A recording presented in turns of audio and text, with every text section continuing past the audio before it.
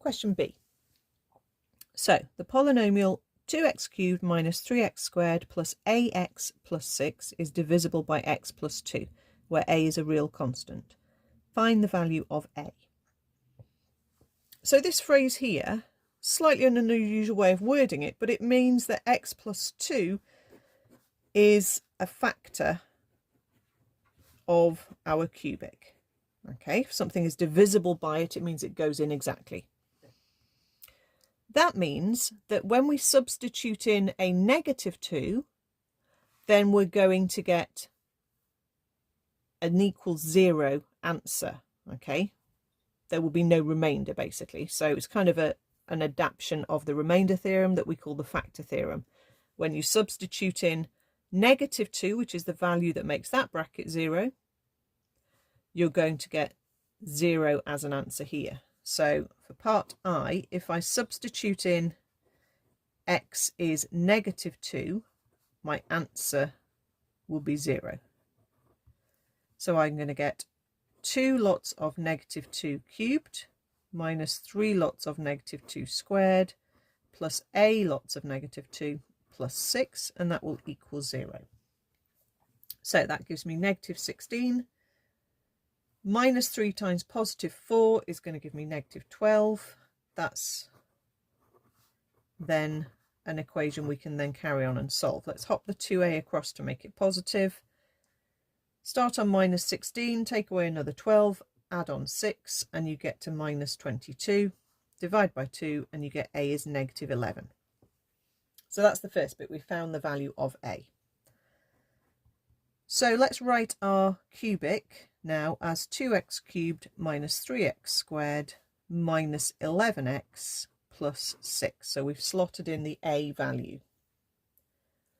Okay, well, we already know that we have a factor. So in order to solve this equation, we need to factorize it completely. Okay, so sometimes the question will say you have to just factorize it fully, or sometimes it will say you have to solve the equation where f of x is equal to 0. Okay, so we've got one factor we know for definite.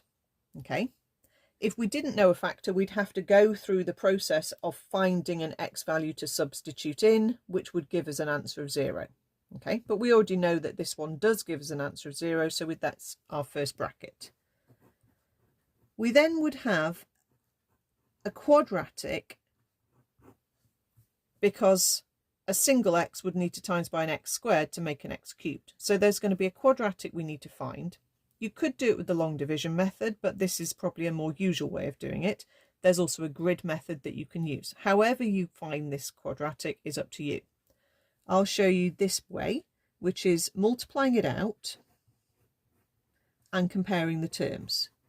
So if I times everything by the x, and then I multiply everything by the 2, it looks like this. I'm now going to do a comparison. So my cube term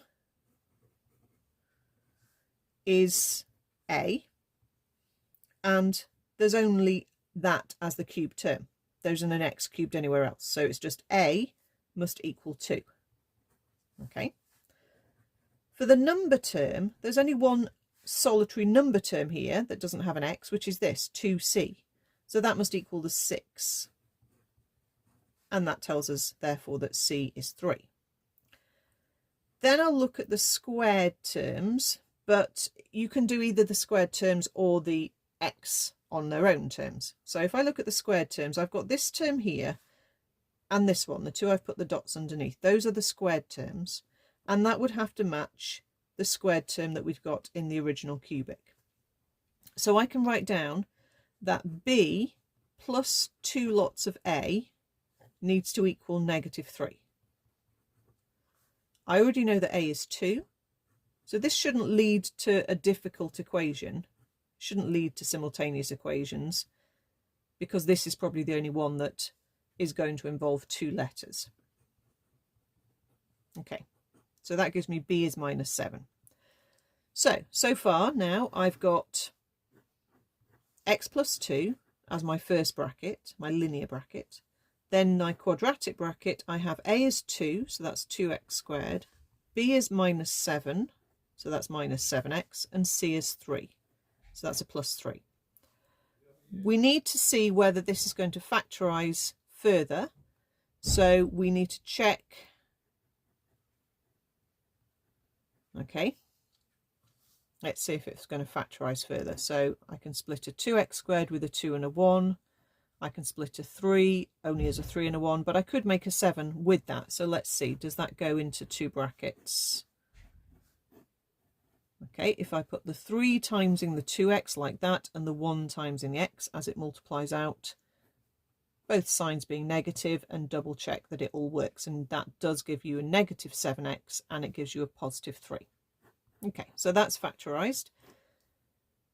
Your question might stop there. Okay, it might not factorise that quadratic, to be honest, so you might have to check your quadratic formula if you can't see the factors, because it might not be possible. Okay, it might be decimal solutions, it might be no solutions whatsoever. Okay, there's various options it could be, but this one did factorise into 3 single brackets.